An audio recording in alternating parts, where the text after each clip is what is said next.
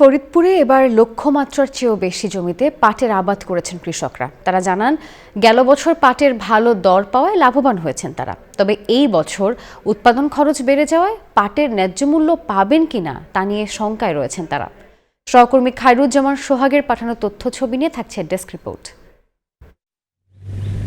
পাটের রাজধানী খ্যাত ফরিদপুরে বিস্তীর্ণ মাঠ জুড়ে এখন দুলছে সোনালী আঁশের সবুজ সমারোহ। গত বছর ভালো দাম পাওয়ায় এবছর জেলার কৃষকরা লক্ষ্যমাত্রার চেয়েও বেশি জমিতে আবাদ করেছেন।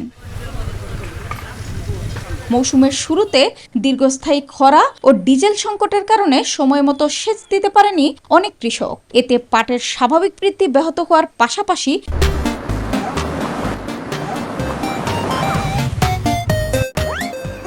দেখা দেয় বিছা পোকার আক্রমণ। তবে সাম্প্রতিক বৃষ্টিপাতে সেই পরিস্থিতির উন্নতি হয়েছে। এখন পরিচর্যায় ব্যস্ত সময় পার করছেন কৃষকরা। প্রথম ভাগে একটু খরা ভাব ছিল, পাটটা একটু খারাপের দিক ছিল। এখন বৃষ্টি পাই পাট খুব ভালো হয়েছে, বড় হইতেছে। এখন যত্ন নিতেছি যত পাটটায় আমরা দাম পাই বেশি। খরা ডিজেলের সংকট ছিল, পাটের অবস্থা ভয়াবহ ছিল ভাই।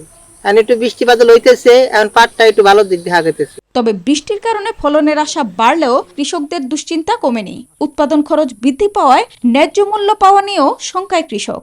1000 টাকা বা যদি কৃষকের দেই কত কটা পাট পাবো? সরকার আমাকে 5000 টাকা দেয়, পাটের মন দেয়, আমরা যাই আমরা 22 টাকা পারবো। পাটের আবাদ সম্প্রসারণে উন্নত জাতের বীজ ব্যবহারের পাশাপাশি বিভিন্ন প্রণোদনা ও কারিগরি সহায়তা দেওয়ার কথা জানায় কৃষি বিভাগ।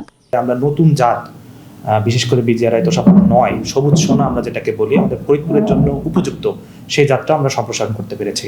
উৎপাদন খরচের সঙ্গে সামঞ্জস্য রেখে পাটের ন্যায্য মূল্য নিশ্চিত করা হবে এমন প্রত্যাশা সংশ্লিষ্টদের। Desk report, news 24।